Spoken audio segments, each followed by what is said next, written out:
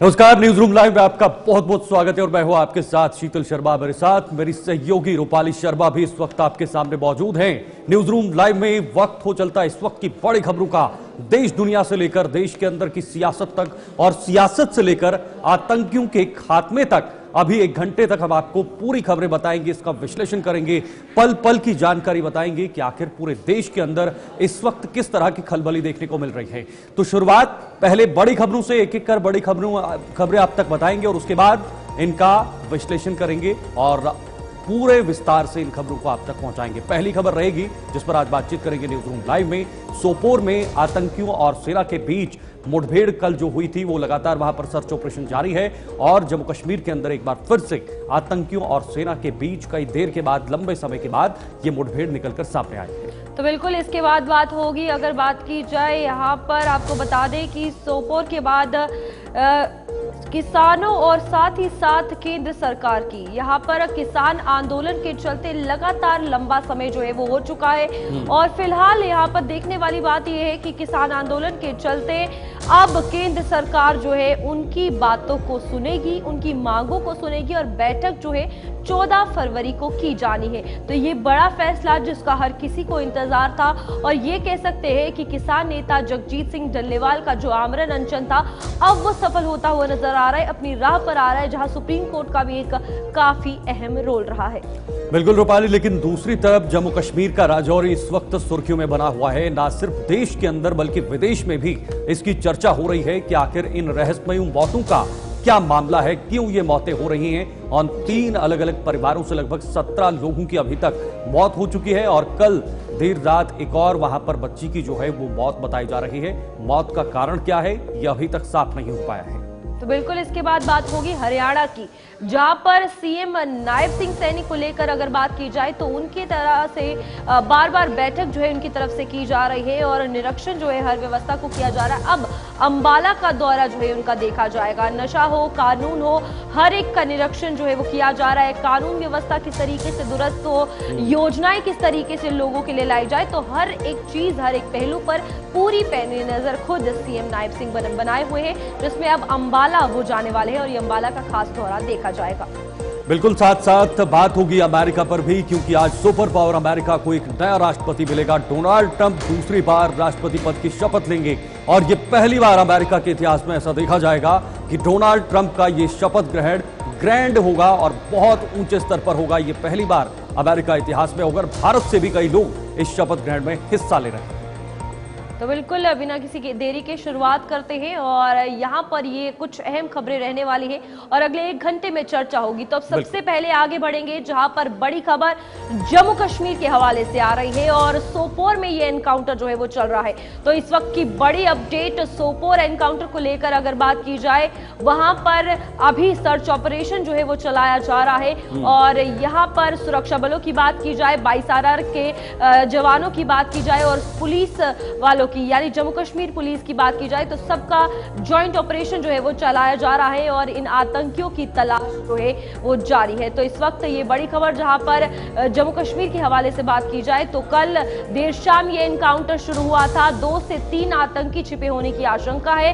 Hide out जो है bast किया गया है, आर्म्स और एम्युनिशन भी रिकवर किए गए।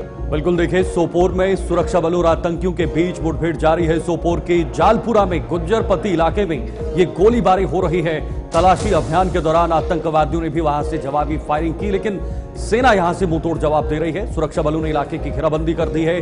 तलाशी अभियान लगातार जारी है और चारों तरफ से वहां पर सेना के जवान डटे हुए हैं ताकि जल्द से जल्द 2 या 3 आतंकी जो वहां पर छुपे होने की आशंका है उनको मार गिराया जाए, उनको वहां पर न्यूट्रलाइज किया जाए। लेकिन बड़ी बात यह है कि लंबे अंतराल के बाद रूपाली एक बार फिर से आतंकवादियों की सक्रियता कश्मीर घाटी में नजर आ रही है और ये कोई और नहीं बल्कि सोपोर का इलाका जहां पर ये जो मुठभेड़ है वो निकलकर सामने आई है।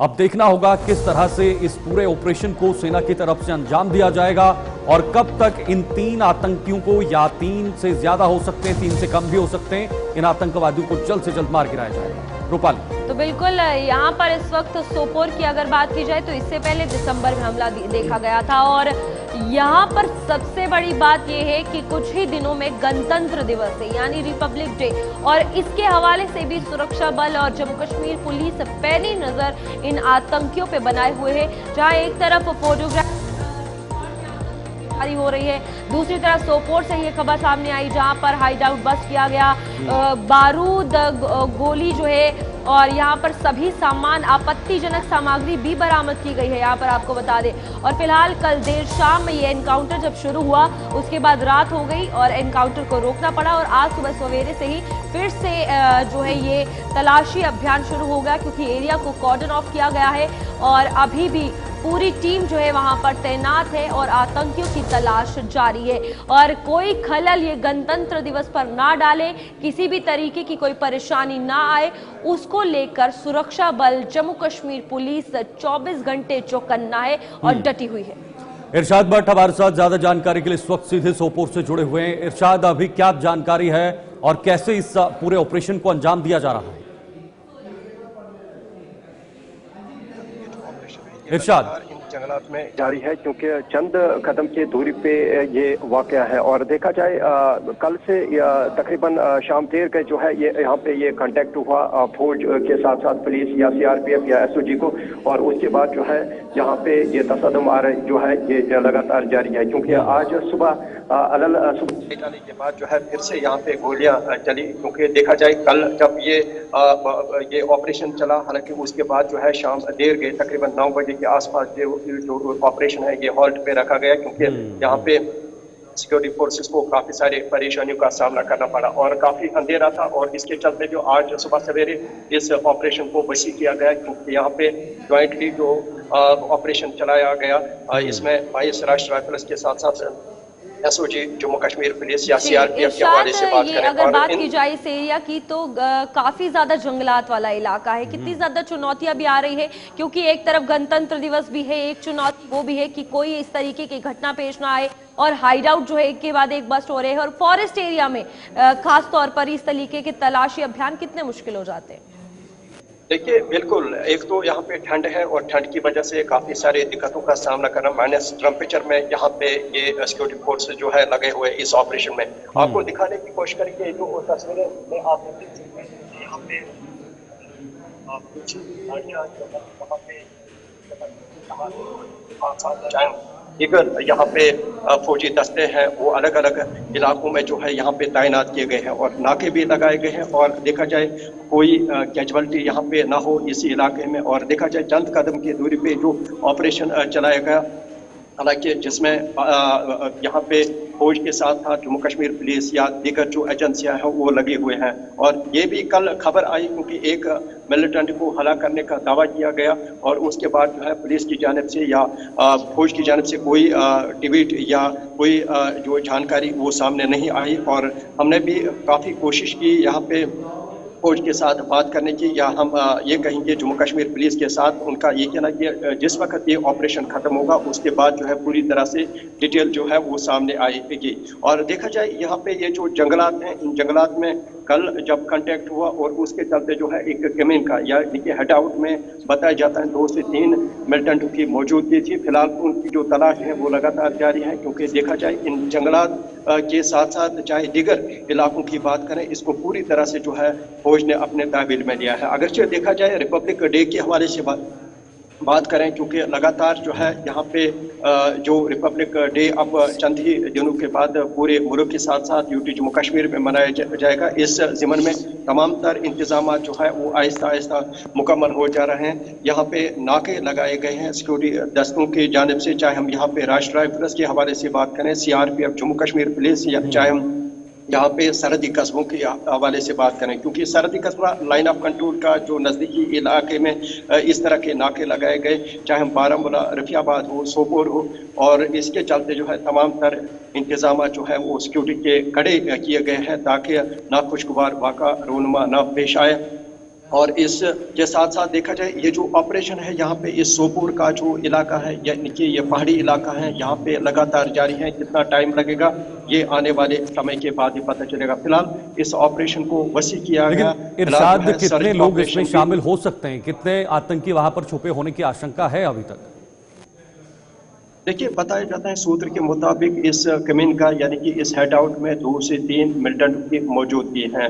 फिलहाल अगर हमने भी कांटेक्ट करने की कोशिश की फौज या पुलिस जराई के साथ, तो उनका यही कहना था कि जब ये ऑपरेशन कंक्लूड होगा, जब ये खत्म होगा, उसके बाद जो है आपको पूरी तरह से जो है डिटेल सामने आएगी। ये कितने मिलिटेंट्स हैं और ये कब आए थे यहाँ पे और किस तंजीम से ये ताल्लुक रखते हैं और क्या क्या रिकवरी जो है वो यहाँ पे हासिल होगी, ये चंद ही टाइम के बाद ही पता चलेगा।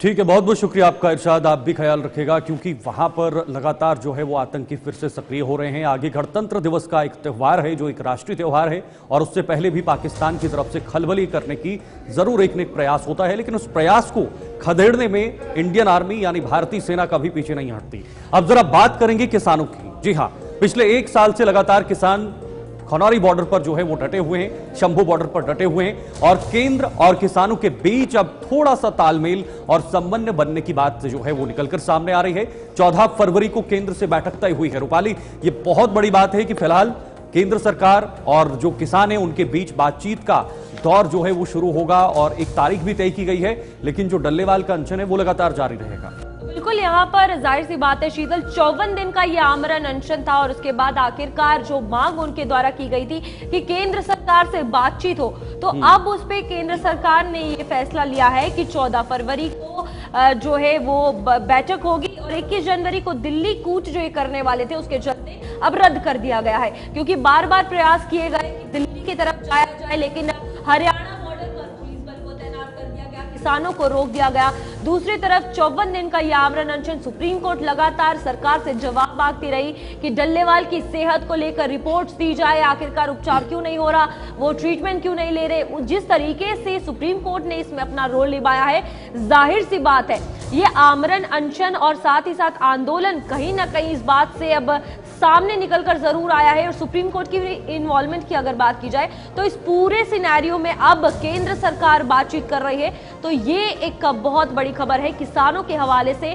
जो मांग उनके द्वारा की जा रही थी कि केंद्र सरकार उनकी बात सुने और एमएसपी की बात की जाए, उसकी कानून गारंटी, कर्ज माफी और बाकी जितनी भी मांगे थी, तो उन सब पे अभी चर्चा की जाएगी। लेकिन अभी बातचीत होगी, बात के बाद फैसला क्या निकलेगा उस पर भी अभी देखने वाली बात है। तो ये केंद्र और किसानों के बीच बैठक होने जा रही है, जिसमें 21 यानी कल जो किसान अब दिल्ली कूच करने वाले थे वो भी नहीं करेंगे। बिल्कुल, बहुत बड़ी बात आपने कही है क्योंकि किसानों का जो मुद्दा है वो पिछले कई दिनों से लगातार चल रहा है, बल्कि अब 1 साल होने को करीब है। और इससे पहले 3 कृषि कानूनों को लेकर किसानों ने एक बड़ा आंदोलन चलाया था जिसमें कुछ किसानों की मौत भी हुई थी। उसके बाद केंद्र सरकार को ये 3 कृषि कानूनों को वापस लेना पड़ा था, वहां पर केंद्र सरकार झुकी थी। लेकिन यहां पर किसानों और सरकार के बीच कैसा बॉन्ड बनेगा, इसका आउटकम क्या कुछ निकल कर आएगा, ये बड़ी बात है। ताबिश कमाल हमारे सहयोगी फिलहाल इस खबर पर ज्यादा जानकारी के लिए जुड़े हुए हैं। ताबिश, जरा पूरी जानकारी दीजिएगा। फिलहाल सरकार ने फ्रंट फुट पर खेलने की कोशिश की है क्योंकि दिल्ली में विधानसभा चुनाव भी हैं और जाहिर सी बात है केंद्र सरकार चाहेगी कि किसानों का कोई भी मुद्दा या कोई भी इंटरफेरेंस इन चुनाव के बीच ना हो। इस बीच अब केंद्र सरकार ने यह कहा है कि भाई 14 फरवरी को बातचीत होगी। अब इंतजार रहेगा कि बातचीत क्या होगी और बातचीत के बाद क्या कुछ फैसला निकल कर आएगा।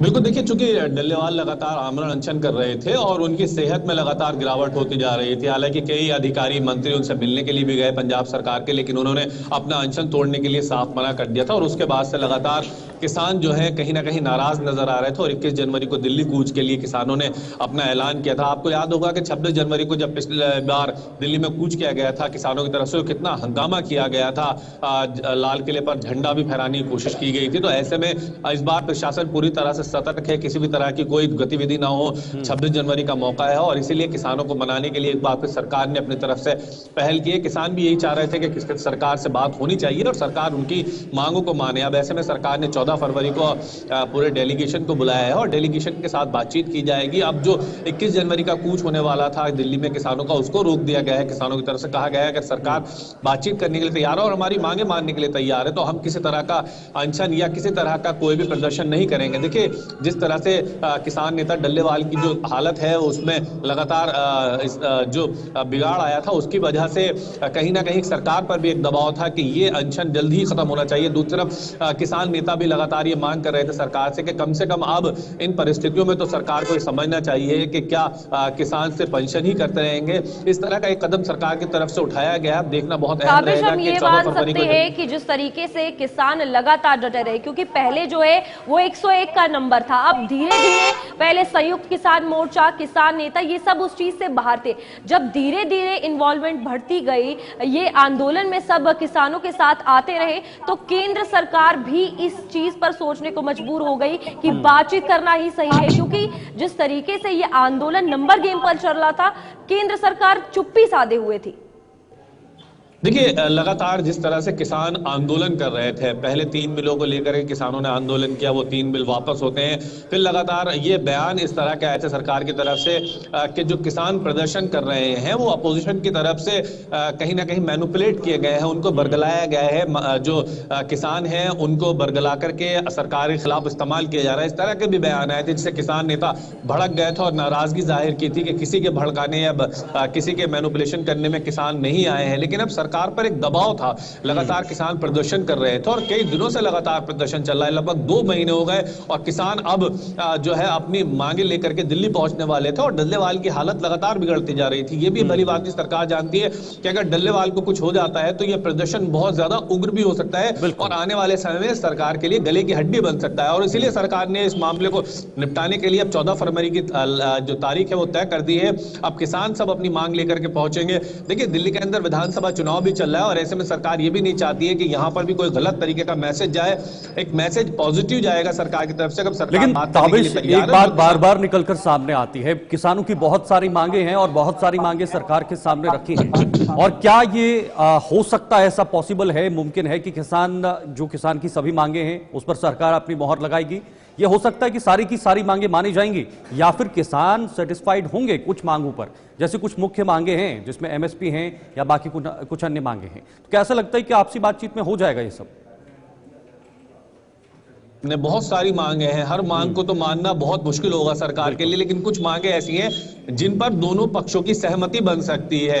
एमएसपी की गारंटी को लेकर के किसान लगातार प्रोटेस्ट कर रहे हैं। दूसरी तरफ किसान जेल में बंद है, प्रोटेस्ट के दौरान उनकी रिहाई की मांग हो रही है, किसानों को बिजली में छूट देने की मांग की जा रही है। बहुत सारी डिमांड्स है और कुछ डिमांड ऐसी है जिन पर सरकार विचार कर सकती है और सरकार उन मांगों को मान सकती है। और अगर कुछ मांगे मान भी ली जाती है तो कहीं ना कहीं से किसानों की जो प्रयास है उसका सफलता ही उसकी मानी जाए, क्योंकि सरकार से अगर आप प्रदर्शन करके कुछ मांगे मनवाने में सफल हो जाते हैं तो कहीं ना कहीं किसानों की सफलता ही होगी। और सरकार भी ये चाहेगी कि किसान प्रोटेस्ट ना करें और कुछ मांगे उनकी मान ली जाएं, कुछ अपनी बातें सरकार अपनी बातें भी सामने रखेगी। दोनों मिलकर अगर एक टेबल पर बैठेंगे तो हो सकता है कोई ना कोई बीच का रास्ता निकले। क्योंकि ये भी एक बात सामने आ सकती है कि कुछ ही दिन में गणतंत्र दिवस है और कल ये दिल्ली कूच करने वाले थे, तो यहाँ पर सरकार अगर 10-11 महीने से चुप है तो कुछ दिन में माहौल ना बिगड़े, क्योंकि डल्लेवाल की सेहत काफी ज्यादा खराब हो रही है और किसान हटने वाले नहीं है। दूसरी तरफ कल दिल्ली कूच करना था, माहौल ना बिगड़े, हो सकता है उसके लिए भी आश्वासन दिया गया हो।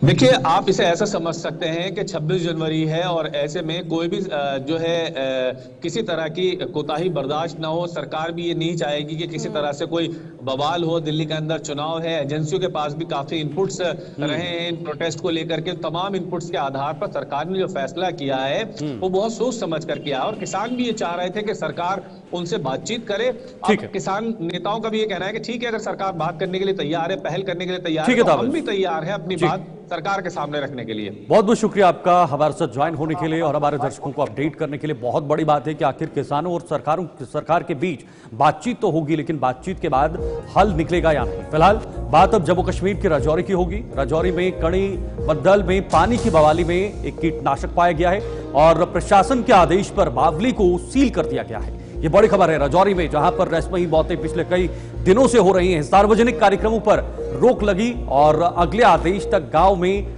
सार्वजनिक समारोह नहीं होंगे। उस गांव में बिल्कुल भी कोई भी वहां पर जो सार्वजनिक समारोह है वो नहीं होगा, क्योंकि वहां पर पानी में कीटनाशक पाया गया है। ये ऑफिशियली इसकी पुष्टि हुई है, लेकिन मौतें कैसे हुई हैं ये अभी तक साफ नहीं हो पाया है। हालांकि वहां पर केंद्र सरकार की तरफ से केंद्रीय गृह मंत्रालय की तरफ से भेजी गई टीम भी थी और एसआईटी भी गठित की गई है। ये तमाम टीमें अब इस पूरे मामले को लेकर, इस पूरे प्रकरण को लेकर जांच पड़ताल कर रहे हैं कि आखिर इन मौतों के पीछे क्या मामला है। जम्मू कश्मीर से सामने आ रही थी और हर कोई हैरान था कि आखिरकार बिना किसी बीमारी के, और स्वास्थ्य विभाग भी इसका कारण पता नहीं लगा पा रहा था कि आखिरकार मौत क्यों हो रही है। और एक ही परिवार के, एक ही खानदान के, आपको बता दें 17 लोगों की मौत वाकया हुई है। तो यहाँ पर प्रशासन ने साफ तौर पर अब संज्ञान लेना था, जहाँ फॉरेंसिक की टीम, मेडिकल स्टाफ, खाद की अगर बात की जाए उसकी जांच की गई, पानी की अगर बात की जाए तो इन सबको पूरा एक रिपोर्ट बनाने का निर्देश जो है वो दे दिया गया था। खुद मुख्यमंत्री उमर अब्दुल्ला ने भी इसमें संज्ञान लेने को कहा था और स्वास्थ्य मंत्री सकीना इत्तू की बात की जाए तो उनसे बैठक जो है वो की गई थी। तो यहाँ जो एक के बाद एक मौत का आंकड़ा बढ़ता हुआ नजर आ रहा था, जहां पहले इन्हें जीएमसी राजौरी भर्ती करवाया गया, फिर एसएमजीएस जम्मू में लाया गया, उपचार दिया गया, लेकिन ये देखने को मिला कि कई मौतें इसमें एक के बाद एक सामने आई। और अब प्रशासन के आदेश पर आप देखिए कि जब यहाँ पूरी फॉरेंसिक टीम ने ये चेक किया तो पानी में जो है वो कीटनाशक दवाई पाई गई है। तो साफ तौर पर अब ये सवाल खड़ा होता है कि ये आई कहां से। एक परिवार जिस तरीके से इसका शिकार हुआ है अज्ञात बीमारी के चलते जो कहा जा रहा था, तो बावली में ये कीटनाशक दवाई पाई गई है जिसे अब पूरे तरीके से सील कर दिया है। और अब पब्लिक डोमेन में कोई भी ऐसा कार्यक्रम जो है वहां पर नहीं होगा, ताकि जो लोग वहां पर आ रहे हैं वो उस बावली को यूज ना करें। फिलहाल तो बावली सील कर दी है और यहाँ पर सॉइल का टेस्टिंग जो है वो भी किया जाएगा और जितनी भी चीजें हैं, काफी घर भी सील किए गए हैं। ये भी आपको बता दें कि जहां जहां केसेस आए थे उन्हें भी सील कर दिया गया है। और यहाँ अब पूरे तरीके से पैनी नजर जो है सरकार और जितना मंत्रालय, स्वास्थ्य मंत्रालय की बात की जाए, फॉरेंसिक की टीम की बात की जाए तो वो बनाए हुए हैं।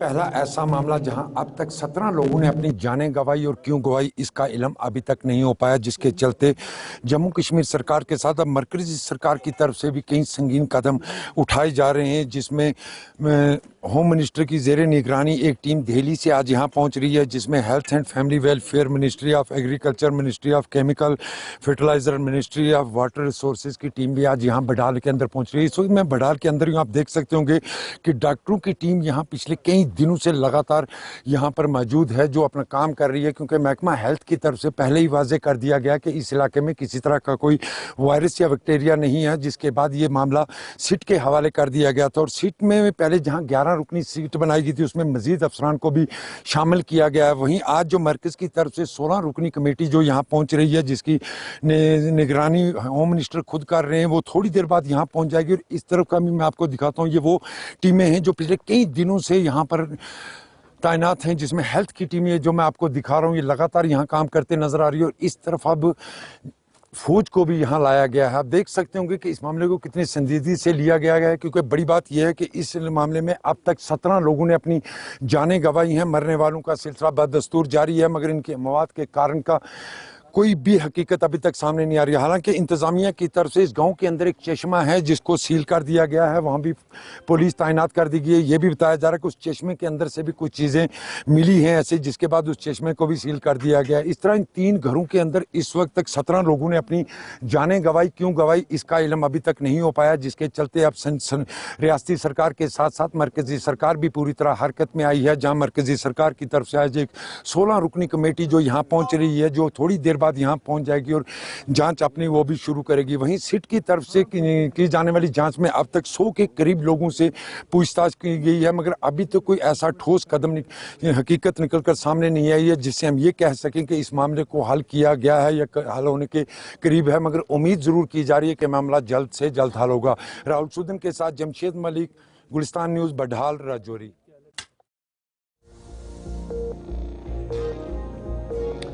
चलिए आगे बढ़ेंगे। इस वक्त एक और बड़ी खबर आप तक पहुंचाएंगे।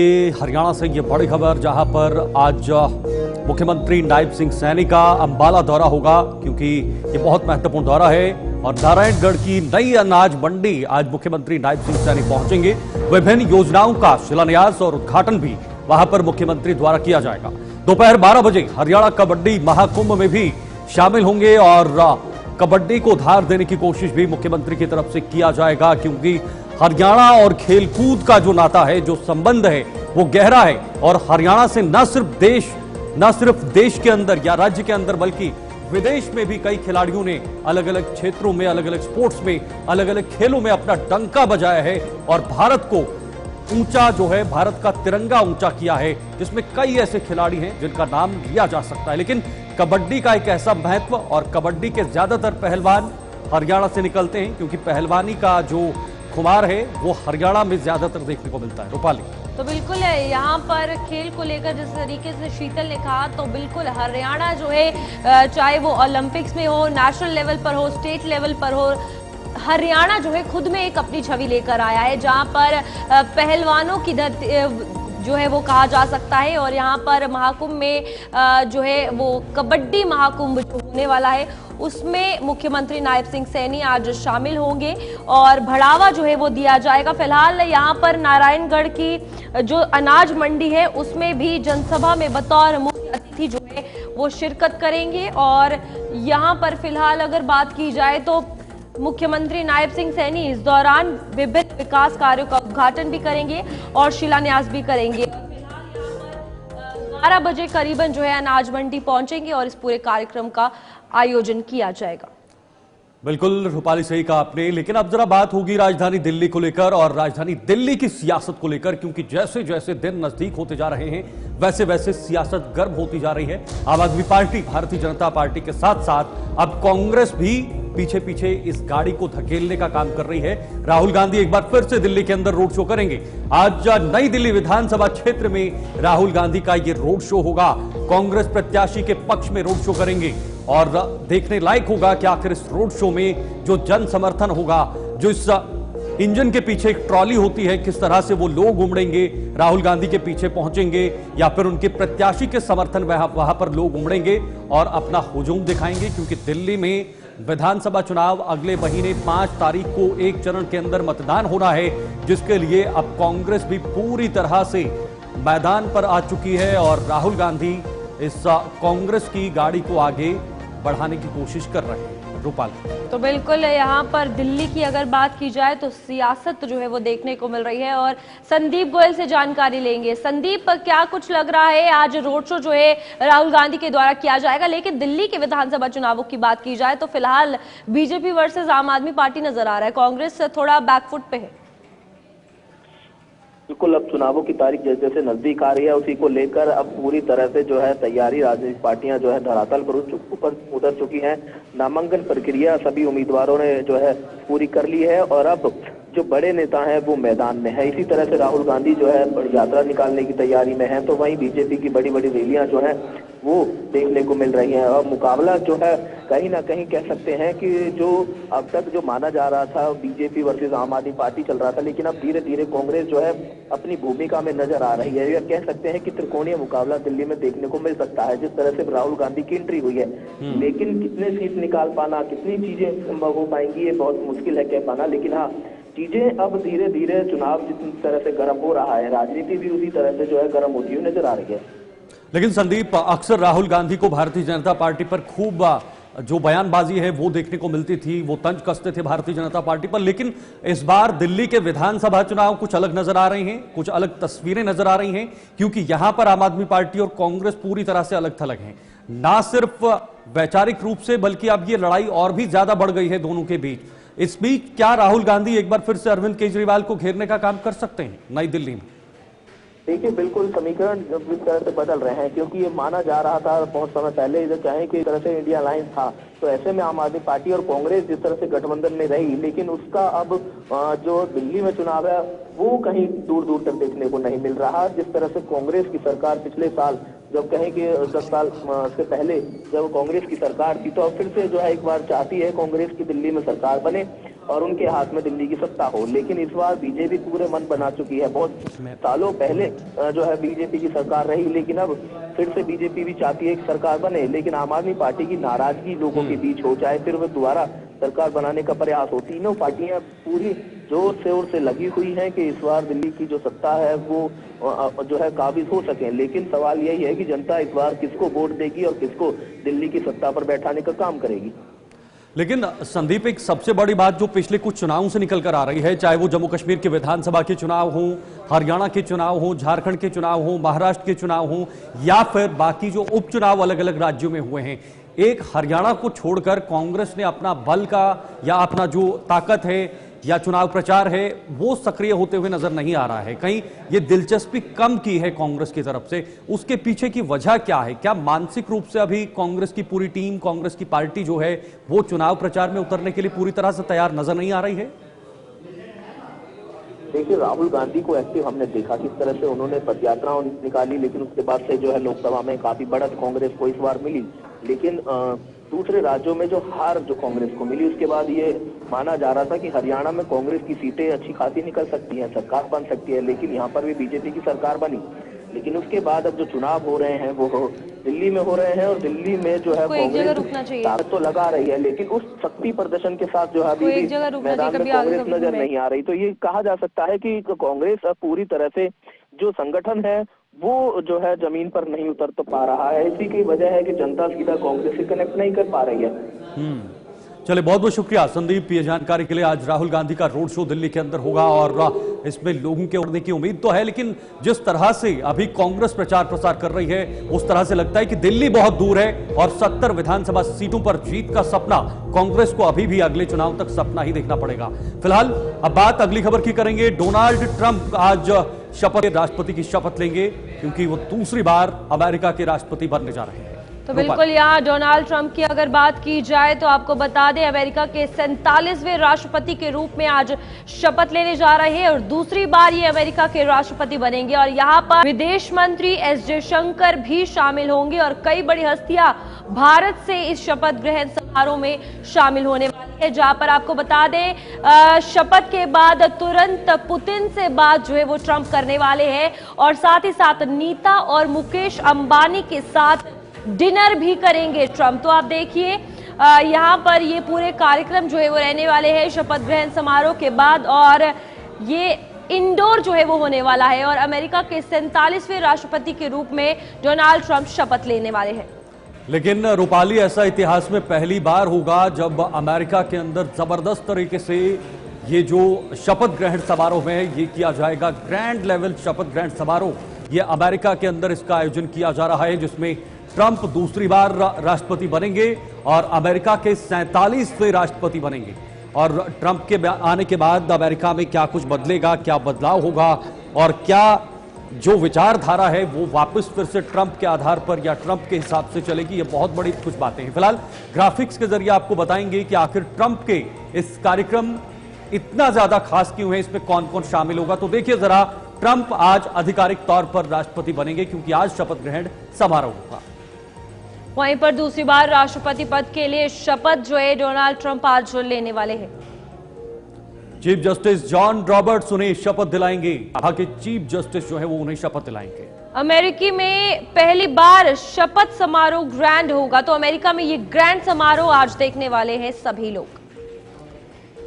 और देखिए, दुनिया भर से नामचीन शख्सियतें शामिल होंगी, ना सिर्फ भारत बल्कि अलग अलग देशों से बड़े बड़े जो नेता हैं या लोग हैं या बिजनेसमैन हैं, उद्योगपति हैं, वो भी इस शपथ ग्रहण समारोह में शामिल होने जा रहे हैं। भारत से आपको बता दें कि विदेश मंत्री एस जयशंकर इस कार्यक्रम में। बिल्कुल, भारत से सरकार की तरफ से आधिकारिक तौर पर विदेश मंत्री इस शपथ ग्रहण समारोह में हिस्सा। ग्रुप के चेयरमैन मुकेश अंबानी भी इस शपथ ग्रहण में पहुंचने वाले हैं। चीन की ओर से उपराष्ट्रपति शामिल होंगे और एक कार्यक्रम जो है काफी ग्रैंड रहने वाला है। अमेरिका के पूर्ववर्ती राष्ट्रपति जो बाइडेन भी इसमें होंगे, जो इनसे पहले राष्ट्रपति थे, वो भी इस शपथ ग्रहण समारोह में नजर आएंगे। बराक ओबामा और जॉर्ज बुश भी इस शपथ समारोह में शामिल होने वाले हैं। बिल्कुल, ऐसे कई नाम हैं और जो इस कार्यक्रम में शामिल होने जा रहे हैं, लेकिन बड़ी बात ये, विदेश मंत्री एस जयशंकर इस शपथ ग्रहण समारोह में पहुंचेंगे। जैसे एस जयशंकर पिछले कई सालों से विदेश मंत्री के तौर पर काम कर रहे हैं, कूटनीतिक रिश्ते जो उन्होंने अलग अलग देशों के साथ मजबूत करने की बात कही है। देखिए, डोनाल्ड ट्रंप का आज शपथ ग्रहण समारोह है और अमेरिका के 47वें राष्ट्रपति के रूप में वो शपथ लेंगे। ट्रंप दूसरी बार अमेरिका के राष्ट्रपति बनेंगे, यानी दूसरी बार। डॉक्टर ब्रहलूनी जी, विदेश मामलों के जानकार, इस वक्त हमारे साथ जुड़े हुए हैं। डॉक्टर साहब, बहुत बहुत स्वागत है हमारे साथ जुड़ने के लिए। सर जी नमस्कार। जी, ब्रह्मदीप जी, क्या कहेंगे? डोनाल्ड ट्रंप एक बार फिर से राष्ट्रपति बनने जा रहे हैं अमेरिका के। ये देखिए, बहुत बड़ा मौका है और दुनिया में जब युद्ध हो रहे हैं, दुनिया में प्रतिद्वंदिताएं हो रही है, दुनिया में कई जगह आतंकवाद के खतरे हुए हैं, कई जगह राजनीतिक अस्थायित्व हुआ है। ईरान जैसे जो देश है वो परमाणु बम बनाने की कगार पर है। उत्तर कोरिया और रसिया के बीच एक रणनीतिक भागीदारी हुई है। ईरान और रूस के बीच भी एक रणनीतिक दारी हुई है। क्वाड को लेकर अमेरिका भारत के साथ मजबूत संबंध चाहता है। ट्रंप के आने से ही मतलब उनकी सत्ता के पहले ही हमास और इजराइल के बीच वो युद्ध विराम हो गया है, जिसकी शायद कभी कुछ दिनों पहले तक कल्पना भी नहीं की गई होगी। तो यूक्रेन और रशिया के बीच युद्ध चल रहा है। दुनिया में तमाम तरीके के मुद्दे हैं और अमेरिकी महाशक्ति है, अमेरिका का दुनिया भर में प्रभाव है। दौलत और कूटनीति जो है वह सिर चढ़ कर बोलती है। तो ट्रंप का आने वाले बहुत दीर्घकालीन परिणाम दे सकता है। उसके सकारात्मक रूप भी हो सकते हैं, उसके नकारात्मक रूप भी हो सकते हैं। लेकिन हाँ, इन सब के बीच भारत को खुले दिल से, खुले हाथ से स्वागत करना चाहिए ट्रंप का, क्योंकि ट्रंप यदि चीन से प्रतिद्वंदिता करते हैं तो भारत के हित में, यदि ट्रंप के आने से बांग्लादेश के अंतरिम सरकार पर दबाव बनता है तो भारत के हित में, यदि ट्रंप पाकिस्तान की मदद को रोकते हैं तो भारत के हित में है। जी ठीक है, बहुत बहुत शुक्रिया आपका डॉक्टर ब्रह्मदीप पल्लूने जी, आप हमारे साथ जुड़े और इस खबर को लेकर आपने जानकारी ली। लेकिन बहुत महत्वपूर्ण है कि एक बहुत बड़े देश और सुपर पावर के राष्ट्रपति आज शपथ लेंगे और एक बार फिर से यानी दूसरी बार डोनाल्ड ट्रंप राष्ट्रपति बनेंगे।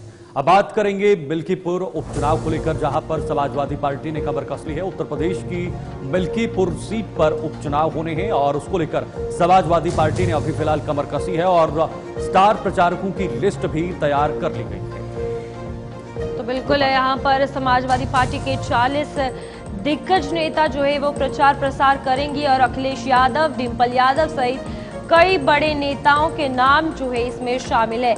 और समाजवादी पार्टी पूरे तरीके से मिल्कीपुर उपचुनाव के लिए तैयार है, जहां पर 40 दिग्गज नेता अयोध्या की मिल्कीपुर सीट के लिए प्रचार प्रसार करेंगे। और आपको बता दें, शिवपाल यादव, किरणमय नंदा और जेल में बंद आजम खान, आनंद सेन समेत 40 लोग स्टार प्रचारकों की लिस्ट में शामिल है। बिल्कुल सही कहा आपने, क्योंकि जब पहले उपचुनाव हुए थे उस समय समाजवादी पार्टी को बड़ी हार मिली थी। 9 सीटों पर उत्तर प्रदेश के अंदर जो उपचुनाव हुए थे, जिसमें 6 सीटों पर बीजेपी ने जीत हासिल की थी। रजा अब्बास इस पर जानकारी देंगे। रजा, मिल्कीपुर विधानसभा सीट पर चुनाव होने हैं और इसको लेकर समाजवादी पार्टी पूरी तरह से तैयार है। 40 स्टार प्रचारकों की लिस्ट भी जारी की गई है, जिसपे अखिलेश यादव तो होंगे ही होंगे, डिंपल यादव हैं, उसके अलावा कौन बड़े नाम हैं और क्या रणनीति है समाजवादी पार्टी की? दलित नेता है, मुस्लिम नेता है, उनको लिस्ट में रखा गया है। खासतौर पर अल्पसंख्यक समाज के प्रदेश अध्यक्ष शकील नदवी को, जिनकी मुसलमानों बड़ी पैठ है, उसके बाद और भी मुस्लिम नेताओं को वहाँ पे भेजा जाएगा, क्योंकि मुस्लिम वोट बैंक भी बहुत इंपॉर्टेंट है। मिल्कीपुर विधानसभा में खासतौर पर दलित जितने नेता है, जैसे इंद्रजीत सरोज है, रामचंद्र राजभर है, इनको रखा गया है ताकि अपनी कम्युनिटी के लोगों को वोट जो है वो समाजवादी पार्टी की तरफ दिलवा सके। तो बहुत ज्यादा समाजवादियों ने प्रतिष्ठा का सवाल बन रखा है इस चीज में, जो कि अवधेश प्रसाद की बहुत पुरानी सीट रही है। लगातार कई बार के विधायक हैं, फिलहाल वो सांसद है, उनके बेटे अजीत जो है वो लड़ रहे हैं। खासतौर पर अपोजिशन ने, भारतीय जनता पार्टी ने भी पासवान कैंडिडेट उतार दिया है। तो बहुत मजबूत लड़ाई होने जा रही है। बहुत ही इधर भी प्रतिष्ठा का सवाल है। भाजपा की तरफ से योगी आदित्यनाथ यानी मुख्यमंत्री जो मुखिया है भारतीय जनता पार्टी के उत्तर प्रदेश में, उन्होंने भी कमर कस ली है और उनकी भी प्रतिष्ठा का सवाल है, कैसे भी वो मिल्कीपुर उपचुनाव जीतना चाहते हैं, क्योंकि अयोध्या की लोकसभा सीट भारतीय जनता पार्टी को जीत गई थी, जिसकी वजह से बहुत ज्यादा भारतीय जनता पार्टी उत्तर प्रदेश कैडर और उनकी टीम पर और योगी आदित्यनाथ पर बहुत सवाल केंद्रीय नेताओं ने उठाए थे, जिसकी वजह से कहीं ना कहीं प्रतिष्ठा का सवाल योगी आदित्यनाथ के लिए। जरा वहां के समीकरण भी समझा दीजिएगा। इस मिल्कीपुर सीट पर अभी क्या समीकरण बनते हुए नजर आ रहे हैं? और समाजवादी पार्टी तो तैयार है, लेकिन बीजेपी के लिए ये मिल्कीपुर सीट जीतना कितना ज्यादा महत्वपूर्ण है? देखिए, आपको बता दें शीतल, बहुत इंपॉर्टेंट बात है, वहाँ ज्यादातर पासवान यानी पारसी समाज के लोग अत्यधिक रहते हैं और पारसी समाज के लोग अवध क्षेत्र में सबसे ज्यादा है। और ये पारसी वोट बैंक जो दलित वोट बैंक इंक्लूडिंग है खासतौर पे, उसके बाद ये वोट बैंक ज्यादातर बसपा के साथ रहा। बसपा के जो है 2019 और बीजेपी को दिया, अब की बार ये वोट बैंक जो है सपा की तरफ आया, और सपा ये खासतौर पर निर्णायक वोट बैंक होता है अवध के क्षेत्र में, और अवध की इंपॉर्टेंट सीट मिल्कीपुर मुख्य जनता के क्षेत्र में आती है, और वहीं से ज्यादातर प्रतिष्ठा का सवाल भाजपा और योगी आदित्यनाथ से जुड़ा है, क्योंकि राम मंदिर का सवाल है और राम मंदिर यहाँ बनवाया है, अगर वहां से भाजपा नहीं तो बहुत बड़ा सवाल ये निशान है। ठीक है, क्या लगता है किस तरह से ये चुनाव जो है वो सभी पार्टियों की तरफ से लड़े जाएंगे अपने अपने स्तर पर? क्योंकि देखिए जिस तरह से समाजवादी पार्टी के पास एक ईवीएम का बहुत बड़ा फैक्टर रहा था, क्या वो भी इसका भी इस्तेमाल यहां पर किया जा सकता है समाजवादी पार्टी की तरफ से? देखिए जाहिर से आपने मुख्य पार्टी सवाल पूछा है, वो फैक्टर इस्तेमाल किया जा सकता है। और आपको एक बात बता दें कि यहाँ पर सपा की सीधे लड़ाई बीजेपी से और बीजेपी की सीधे लड़ाई सपा से, क्योंकि कांग्रेस ने अपना कैंडिडेट नहीं खड़ा किया है और कांग्रेस है समाजवादी पार्टी को। तो ये भी विचित्र कहानी है। दिल्ली में समर्थन जो है सपा ने जो है आम आदमी पार्टी को दिया है, वहीं सपा को समर्थन कांग्रेस की तरफ मिल रहा है, बहुत बड़ी बात है। और आपको एक बात बता दें कि बहुत ही इंपॉर्टेंट लड़ाई होने जा रही है और ये लड़ाई चलती रहेगी। और खासतौर पर सबसे अहम चीज ये है कि ये इंपॉर्टेंट लड़ाई कुछ लेवल पे आ जाएगी कि जिसकी वजह से निर्णायक भूमिका जो है वो समाजवादी पार्टी के भी स्थापित होने की चीजें समझ में आएंगी, और खासतौर पे वहां पे भी चीजें निकल के आ जाएंगी किसी समाजवादी में। और रजा कई ऐसी जगह कई अगर समाजवादी पार्टी की बात की जाए तो यहाँ पर उनके द्वारा ये भी कहा गया है कि डंके की चोट पर वो जीतेंगे, इन जगह पर वोट बैंक जो है सारा उनकी तरफ है। तो यहाँ पर क्या लगता है कि किस तरीके से बाकी पार्टीज को भी आगे आना पड़ेगा? बाकी पार्टी को भी आगे आना पड़ेगा, क्योंकि कांग्रेस ने ये कहा है कि हम खासतौर पे वहां पर जो लड़ाई है वो समाजवादी के साथ रहेंगे, और इसी तरह से सारी चीजें देखी जाएंगी। और इस तरह की भूमिका जो कांग्रेस की है वो भी बहुत इंपॉर्टेंट है, क्योंकि बहुत पहले जब अगर आप बात करें तो ये चीजें जो थी वो कांग्रेस की सीट रहा करती थी मिल्कीपुर, मगर ये बहुत अरसे से समाजवादी पार्टी की सीट है। और अवधेश प्रसाद यहाँ पर लगातार कई बार के विधायक है और वर्तमान में थे वो सांसद है। कहीं से भी जो है अवधेश प्रसाद इस सीट को गंवाना नहीं चाहते हैं, क्योंकि उनकी इंपॉर्टेंट सीट है। वो चाहते हैं कि उनके बेटा जो है राजनीतिक कैरियर की शुरुआत हो और वो वर्तमान में यहीं से अपना आगाज करें। लेकिन रजा, दिल्ली में जो हवा बन रही है अखिलेश यादव और राहुल गांधी के आमने सामने की जो हवा है वो बन रही है, क्या उस हवा का झोंका ये मिल्कीपुर सीट पर नजर आ सकता है या इसका कोई इंपैक्ट पड़ेगा? नहीं, ऐसा कोई इम्पैक्ट नहीं पड़ेगा, क्योंकि दोनों तरफ की भूमिका अलग अलग है। मैं आपको शीतल बता दूं कि मिल्कीपुर की कहानी अलग है और दूसरी की जो पृष्ठभूमियां हैं वो अलग है। कोई ऐसा इम्पैक्ट शीतल पड़ने वाला नहीं। बहुत बहुत शुक्रिया आपका रजा, इस जानकारी के लिए। बहुत बड़ी जानकारी हमारे सहयोगी ने साझा की है, बहुत इंपॉर्टेंट है सभी के लिए, चाहे वो समाजवादी पार्टी हो, भारतीय जनता पार्टी हो। लेकिन देखना होगा दिल्ली के साथ साथ इस पर भी उपचुनाव होंगे, तो ये उपचुनाव किसकी तरफ ज्यादा जो है वो जो जनाधार है या जो पूरे वोट हैं वो किसकी तरफ ज्यादा झुकेंगे, ये देखना दिलचस्प होगा। फिलहाल आपको सीधे लिए चलते हैं नारायणगढ़, जहां पर इस वक्त हरियाणा के मुख्यमंत्री नायब सिंह सैनी हैं। सीधे आपको दिखाते हैं। माननीय मुख्यमंत्री जी को मान सम्मान का प्रतीक पगड़ी पहनाकर सम्मानित करेंगे। आप जोरदार तालियों से स्वागत, अभिनंदन। डॉक्टर पवन सैनी जी एक पुष्प गुच्छ देकर भी माननीय मुख्यमंत्री जी को सम्मानित करेंगे।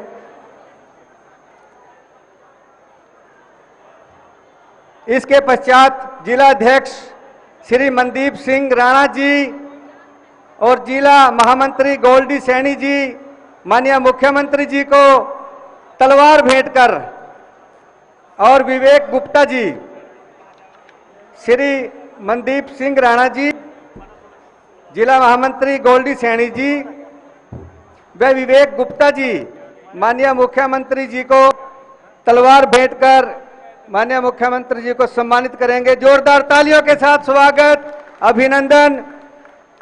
इसके पश्चात मंडल अध्यक्ष श्री रणधीर सिंह जी, श्री गुरनाम सिंह जी और श्री मंगूराम कंजाला जी माननीय मुख्यमंत्री जी को शॉल भेंट कर माननीय मुख्यमंत्री जी का स्वागत, अभिनंदन करेंगे।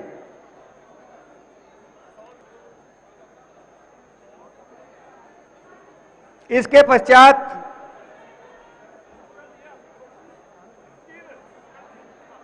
श्री जसविंदर सिंह बख्तुआ जी,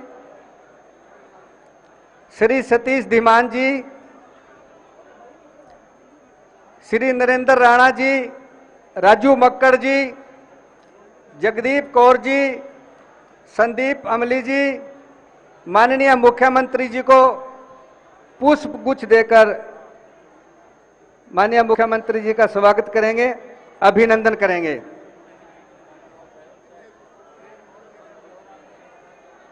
इसके पश्चात doctor S K. Malhotra ji, doctor S K. Malhotra ji जो वाइस चांसलर हैं MHU करनाल से, और शेष सैनी जी जो रजिस्ट्रार हैं, माननीय मुख्यमंत्री जी को शॉल और स्मृति चिन्ह देकर सम्मानित करेंगे। Doctor S K. मल्होत्रा जी और श्री सुरेश सैनी जी। अब मैं निवेदन करता हूं भाजपा जिला अध्यक्ष श्री मनदीप सिंह राणा जी से कि वो माइक पर आएं और माननीय मुख्यमंत्री जी का स्वागत करें। बहुत बहुत अभिनंदन करता हूं आपका, पुनः इस नारायणगढ़ क्षेत्र में पहुंचने पर दिल की गहराइयों से बहुत बहुत स्वागत, बहुत बहुत अभिनंदन। धन्यवाद राणा जी। अब मैं निवेदन अनाज मंडी में इस वक्त मुख्यमंत्री नायब सिंह सैनी पहुंचे थे और वहां पर कई सारे इनके कार्यक्रम हैं और कुछ उद्घाटन भी हैं। फिलहाल न्यूज रूम लाइव में आज के लिए इतना ही। मुझे और मेरी सहयोगी को दीजिए इजाजत। नमस्कार।